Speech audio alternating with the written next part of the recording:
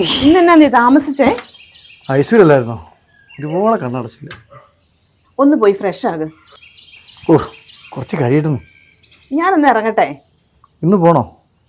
ലീവെല്ലാം തീർന്നു. ഇന്ന് പോകാതിരുന്ന ശരിയാകുകയില്ല. നമ്മുടെയൊക്കെ ഒരു വിധിയെ, ഒരാൾക്ക് ഡേ ഡ്യൂട്ടി, മറ്റേയാൾക്ക് നൈറ്റ് ഡ്യൂട്ടി. അതെ, നമ്മൾ ഒരുമിച്ച് ജീവിക്കണമെങ്കിൽ പെൻഷൻ പറ്റേണ്ടി വരും. ഈ ജോലി നീ മടുത്തോ? ചെയ്യാതെ പറ്റില്ലല്ലോ. ഞാൻ ഇറങ്ങുവാ. ഫുഡ് ഉണ്ടാക്കി വെച്ചിട്ടുണ്ടേ. മരുന്ന് എടുത്തു കൊടുത്തേക്കണേ.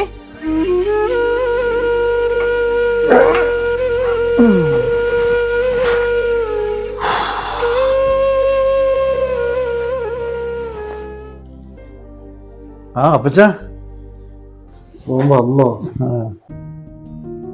മോൻ കുറച്ചു നേരം പോയി ഉറങ്ങ. അത് കുഴപ്പമില്ല അപ്പച്ചാ. മോൾ എപ്പോഴാ പോയെ?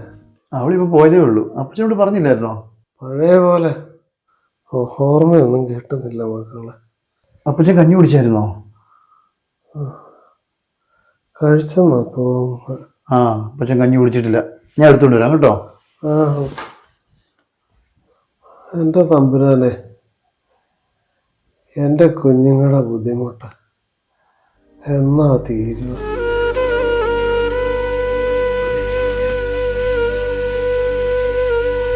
അപ്പച്ചാ, നമുക്ക് ഇച്ചിരി കഞ്ഞി കുടിക്കാം.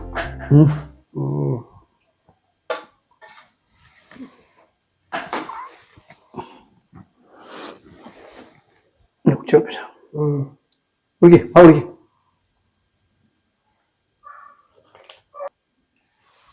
മോനോടൊരു കാര്യം അപ്പച്ചന് പറയാനുള്ളത്. അപ്പം കഴിഞ്ഞ ദിവസം പറഞ്ഞ കാര്യത്തെ പറ്റി മോനൊന്നും പറഞ്ഞില്ലല്ലോ. അവിടെ ആവുമ്പോ എന്നെ പോലെ ഒത്തിരി പേരുണ്ടാവും.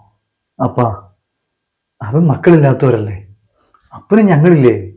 നിങ്ങളുടെ കഷ്ടപ്പാട് കണ്ടിട്ടാ ഞാൻ. അപ്പൻ ഒരിക്കലും എനിക്കൊരു ഭാരമാകില്ല. എന്നെ പഠിപ്പിക്കാൻ അപ്പൻ എന്തോരം കഷ്ടപ്പെട്ടാന്ന് എനിക്കറിയാലോ.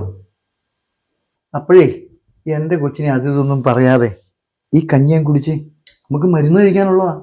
ആ കയ്പുള്ള ഗുളികയല്ലേ, അത് നീ തന്നെ കഴിച്ചാൽ മതി. എന്നാലേ ഞാൻ കുറച്ച് പഞ്ചാര ഗുളിക തന്നാലോ? ചെറുപ്പത്തിലേ കുറച്ച് പഞ്ചാരയാണെന്ന് അമ്മേനോട് പറഞ്ഞിട്ടുണ്ട്.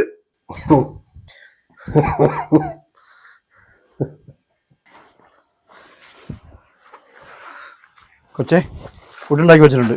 നീ പോയി കുറച്ച് റെസ്റ്റ് എടുക്കുക കേട്ടോ. ഇന്ന് പോണോ നീ? ലീവില്ലല്ലോ മോളെ, ഞാൻ വിളിക്കാം.